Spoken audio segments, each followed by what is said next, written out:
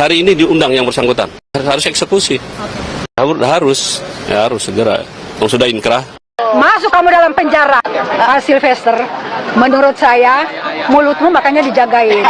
Jangan terlalu seperti sampah. Karena kamu sudah harus masuk di penjara ternyata. Jadi jangan lagi kita terpancing Bapak Ibu, dan jangan kita dibenturkan dengan Presiden Jokowi.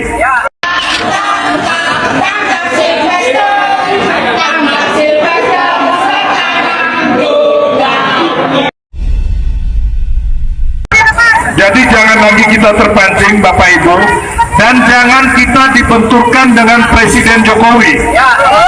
Akar permasalahan bangsa ini adalah ambisi politik Yusuf Kala. Mari kita mundurkan Yusuf Kala JK, karena JK yang saudara-saudara menggunakan rasisme, menggunakan isu SARA. Nah, itulah detik-detik Sylvester memfitnah Pak Yusuf Kala ya waktu itu, hingga Sylvester itu menjadi terpidana ya teman-teman ya. Memenangkan Anies Sandi, betul. Dan untuk kepentingan Yusuf Kala 2019 dan untuk kepentingan korupsi keluarga Yusuf Kala. Jadi kalau Yusuf Kala bilang yang kayak orang Chinese dan orang Kristen itu adalah fitnah. Bapak Ibu tahu yang orang miskin di Jawa itu adalah orang Islam banyak, yang di orang Kristen juga banyak. Di NTT yang miskin orang Kristen, yang miskin di Papua orang Kristen, yang miskin di Bali adalah orang Hindu. Jadi kenapa kita miskin? Kita miskin karena perbuatan orang-orang seperti Yusuf Kala. Mereka korupsi, mereka nepotisme, mereka hanya memperkaya keluarganya saja.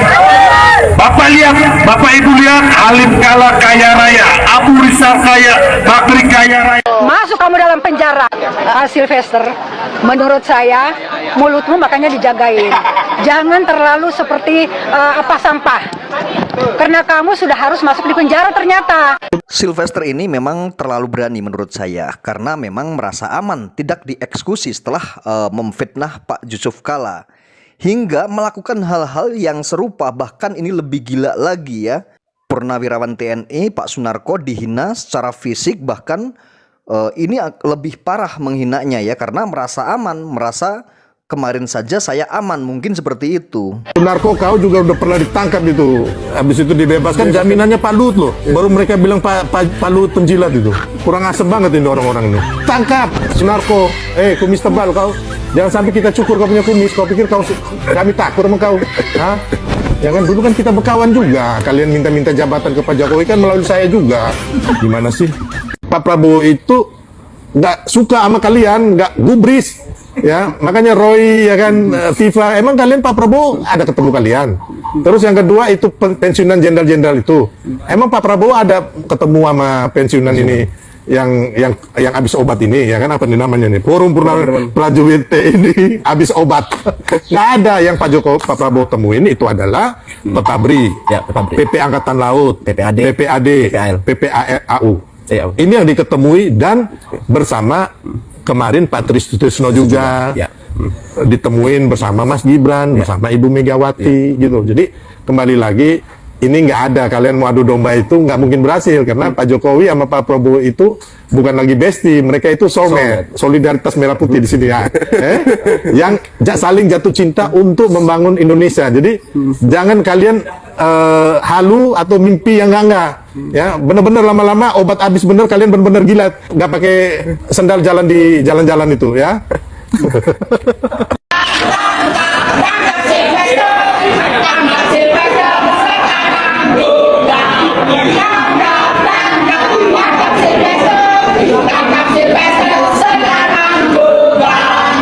Ini seorang relawannya Pak Jokowi, Pak Mahfud. Apa itu? Dia ini salah satu yang berusaha bertahan membela Pak Jokowi di kasus ijazah palsu, yang tudingan ijazah palsu. Namanya Sylvester Matutina. Apa masalahnya? Rupanya dia itu seorang terpidana, Pak. Terpidana, tetapi belum dieksekusi. Ya. Dia dihukum 1 tahun 6 bulan, 1,5 tahun, karena kasus pernah memfitnah Pak mantan Wakil Presiden Pak Yusuf Kala. Pak Mahfud, apa komentarnya dengan kasus seperti ini? Ya. Ada orang yang seharusnya terpidana, tapi sampai sekarang malah muncul di berbagai media, berbagai forum untuk menyampaikan ininya, gagasannya. Saya searching kemarin ketika ribut-ribut Sylvester itu dengan So, Pak Mahfud udah mulai melihat ya? Iya. Oke. Ribut dengan Rosulio saling tuding. Iya, Aduh, saya bilang saya sedih banget orang saling tuding di televisi begitu. Kamu terpidana, kamu dan macam-macam. Lalu saya oh iya, saya menemukan data dia terpidana. Coba tidak Benar, Pak, ya, terpidana. sekali. Tertanggal 20 Mei tahun 2019. Terpidana dengan perkara pidana nomor 287. Gitu. Saya disclaimer dulu ya, saya mau disclaimer. Dia orang ini pembela Pak Jokowi yang kuat. Persis. Soal keaslian atau kepalsuan ijazah kok dia ini Ngotot lah, Pak. sangat ngotot. Tapi saya tidak akan ikut campur urusan ijazah. Saya bicara hukum pidananya aja. Ijazah itu sudah terlalu lelah kita berbulan-bulan siang malam. Energi habis di situ berdebat ya. Itu buang-buang waktu aja. Sudahlah yang mau berdebat ijazah saya sebagai ketua Dewan Pakar Kagama, saya sudah menyatakan itu apa yang dikatakan oleh UGM, oleh Rektor UGM, mari kita biarkan aja, biar dijelaskan sendiri, kita tidak usah ikut ngomong-ngomong gitu ya. Hingga saya tidak akan nyinggung soal pertengkaran ijazah Jokowi itu asli atau tidak. Saya tidak masuk ke situ. Saya bicara hukum pidana. Jadi begini, secara hukum, Sylvester itu harus dieksekusi. Harus dieksekusi. Harus dieksekusi. Saya lihat tadi di televisi. Saya sudah berdamai dengan Pak Yusuf Kalla. Di dalam hukum pidana itu tidak ada perdamaian. Karena musuh orang pelaku tindak pidana itu, musuhnya adalah negara, bukan orang. Saya misalnya, nempeleng Mas Rizal, gitu. Saya bukan musuhnya Mas Rizal menurut negara. Saya musuhnya negara. Musuh negara.